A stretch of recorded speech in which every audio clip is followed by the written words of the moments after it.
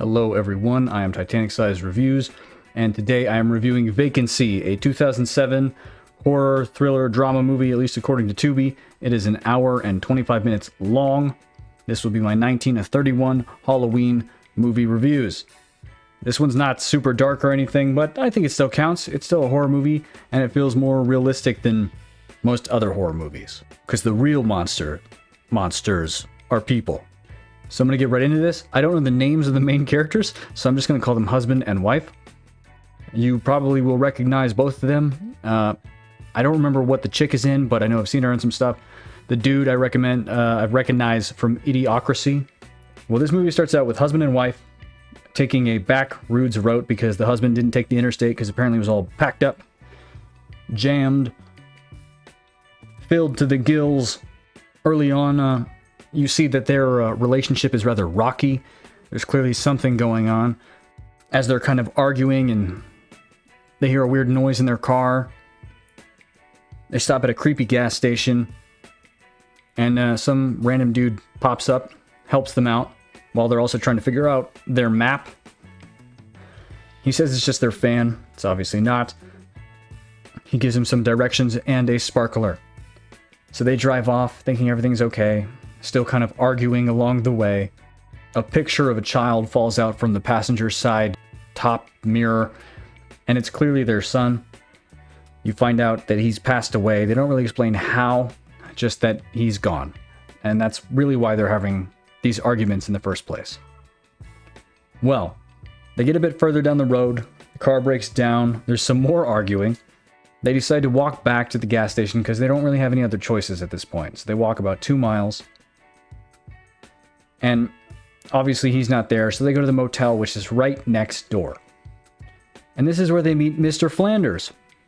Well, Mr. Flanders gives them a room because the payphone that they want to use that's outside, it won't matter because nobody's open this late. We don't know exactly what time it is, just that it's late. So they get a room, they go in it, and it's clearly disgusting. This is where they mention that they're getting a divorce, have a small conversation, before all of a sudden their phone just randomly rings. And then they start hearing random knocks at their door, and on the neighbor's door that's connected to their room. This, of course, upsets the husband and the wife, but more the husband, and he goes to go talk to the manager. He tells the manager to get the gun, one of the ones that's hanging above him in the main lobby room. He goes back to his room. He assumes the manager is going to go handle it. This is also where they find out they're the only guests at the motel, so why this is happening, they're not entirely sure. During this time, the husband decides to try to relax and unwind from the aggravation, so he puts in one of the 3 tapes that's on his VCR in the room, because the TV itself just doesn't work, and he thinks the first movie is just a horror movie. And then he puts on another one, and he starts to realize there's something going on here. He looks at it, he looks at the room, he tells his wife, she looks around, and they both realize they're in the same hotel. This is not a movie, this is a snuff film. Someone was taping people getting murdered. In the film, you see lights and stuff flicker on and off, and they do the same thing in the room with them. And then you see a guy in the room just staring at them. They don't notice him, the lights go back on, he disappears. They walk and they see an apple in the restroom, one that was in their car, that she cut her hand on when she was trying to slice it earlier, rather than just biting into it like a normal person. So they realize something is going on here. Mr. Flanders clearly cannot be trusted. So the husband tries to run for the payphone because he doesn't see anyone around. He assumes this might be his opportunity to get there without being seen. He goes for the payphone. The wife stays in the room. He tries calling the cops, and all he reaches is Mr. Flanders. Messes with him for a moment, makes him think that he's talking to the police, but he's not. And then all of a sudden a car comes out of nowhere and tries to run him down. He runs and he manages to get in the room without getting run over. They lock the door. They go to the back, try to open the back window, and then there's a guy at the window staring at them. I'm sorry, this happens right before the payphone thing. My bad. Well, he goes into the restroom, he breaks the mirror, and he wraps a shirt around it so he can use it as a knife if he needs to. This piece of mirror will never be used at all in this movie. Not even once. Well, he plays the tapes, starts looking for mistakes that other people have made before they died. He notices that they've somehow been getting in the room, and this is when he decides to check the restroom, and he finds a hatch. Then all of a sudden, a truck driver pulls up. So before he does anything with the hatch, they go to the window, try to warn the truck driver because they think he's in danger. But Mr. Flanders comes up to him and gives him some of those snuff films. And the truck driver leaves. So they decide to crawl through the tunnels, and they manage to get to the manager's office. They get in there, they grab a phone, and they call the police. They weren't able to give an address, but she left the phone on, so the phone is able to be traced. They go back through the tunnels, and this time they wind up in the gas station. A police officer shows up as they're in the gas station.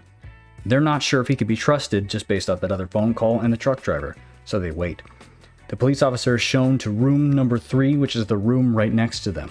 Sees it's all messed up, then goes into room number 4, and sees that there's a film recording going on, and he realizes right away, this is that same room. People are being murdered. So he tries to get out of there, has his gun out, he's ready to go. And they realize he's an actual cop. So they come out, he helps them, they get into the cop car, everything's ruined. They can't use the walkie-talkie, the car's just not working. So the cop gets out, tries to start the car, and of course, he gets stabbed from behind. The cop is dead. They run, and they manage to get into room 3 and lock it. The husband goes to the back window, breaks it, puts some of her shirt on it to make them think that she squeezed through there because she's small enough to get through. But really, she's up in the attic space of that room. He hides her up there. He says, wait, I'm going to try and get the gun from the office. Because they don't know where they're at this point. They keep moving around. So the husband tries to go out through the door. He gets stabbed. They think he's dead. They did manage to film this. They don't know where she is, as I said. They believe she went out the back. They go searching for her, except for Mr. Flanders. He's somewhere else in the motel vicinity. And then it's the morning. I don't know how much time passes between this. They don't show you or explain it. She comes down from the attic, and there's a guy waiting in the room. Chases after her as she goes out, and then all of a sudden he decides to stop chasing her. I don't know why. She manages to get to the blue car that almost ran over her husband earlier. Drives it while that one dude who was chasing her jumps on the roof. And then she's driving around real fast, freaking out. And the other guy kind of gets in front of her, and she just rams right into him, and they go right through one of the rooms. Both of the killers are dead. Minus Mr. Flanders, of course. The manager is stuck in one of the other rooms. You can see through all the doors that connect. Why? I have no idea. Why he didn't go through the front door, just back outside, and then go around to the car? I'm not sure. Whatever. She goes to the manager's office. She looks around. She tries to grab the gun that's up top, and then the manager guy obviously shows up. And I believe he stabs her in the shoulder. Tries to choke her. They fight a little bit. He obviously beats her up. He tries to film her for a moment, and then he throws her around, and she lands on the gun that she managed to get down that was knocked off onto the floor. And then she just shoots him. She just shoots him real easy, and he's dead. She goes back to see that her husband is still alive. She managed to call the police, the real police, and they're on their way. And that's the end of the movie.